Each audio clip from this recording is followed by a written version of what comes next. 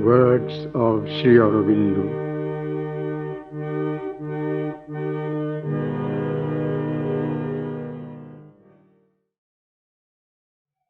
Human relationships in yoga.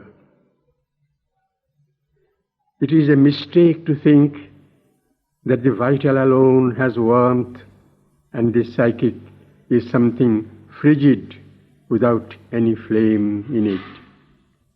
A clear, limpid goodwill is a very good and desirable thing, but that is not what is meant by psychic love. Love is love and not merely goodwill. Psychic love can have a warmth and a flame as intense and more intense than the vital, only it is a pure fire, not dependent on the satisfaction of ego desire or on the eating up of the fuel it embraces. It is a white flame, not a red one, but white heat is not inferior to the red variety in its ardor. It is true that the psychic love does not usually get its full play in human relations and human nature.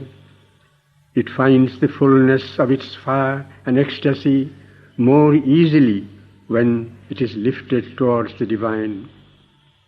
In the human relation, psychic love gets mixed up with other elements which seek at once to use it and overshadow it. It gets an outlet for its own full intensities only at rare moments.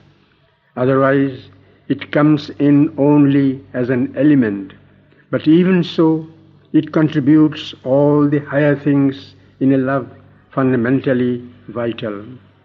All the finer sweetness, tenderness, fidelity, self-giving, self-sacrifice, reachings of soul to soul, idealizing sublimations that lift up human love beyond itself, come from the psychic.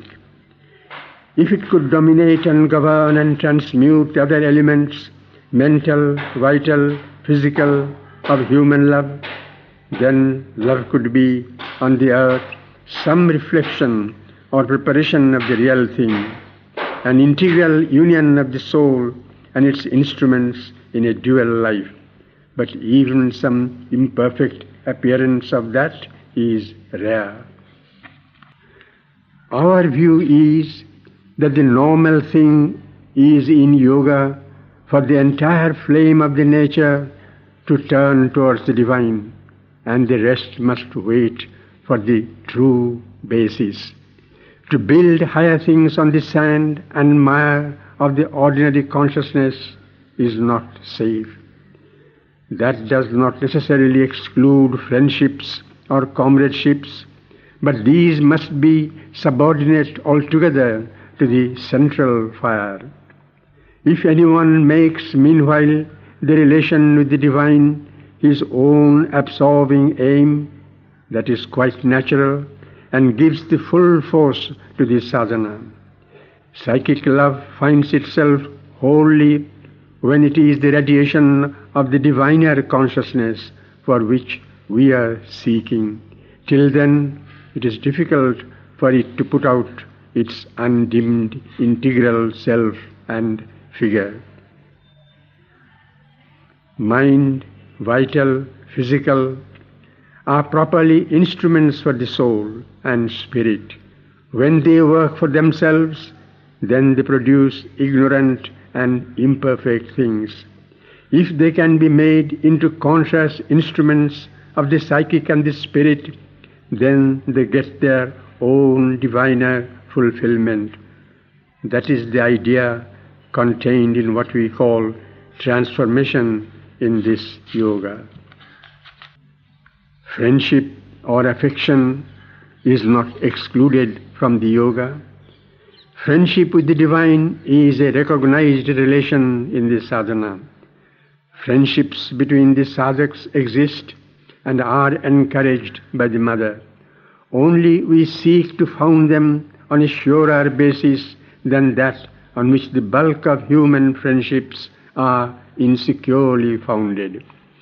It is precisely because we hold friendship, brotherhood, love to be sacred things, that we want this change, because we do not want to see them broken at every moment by the movements of the ego, soiled and spoiled and destroyed by the passions, jealousies, treacheries to which the vital is prone. It is to make them truly sacred and secure that we want them rooted in the soul, founded on the rock of the divine. Our yoga is not an ascetic yoga. It aims at purity, but not at a cold austerity. Friendship and love are indispensable notes in the harmony to which we aspire. It is not a vain dream, for we have seen that even in imperfect conditions, when a little of the indispensable element is there at the very root, the thing is possible. It is difficult, and the old obstacles still cling obstinately, but no victory can be won without a fixed fidelity to the aim and a long effort. There is no other way than to persevere.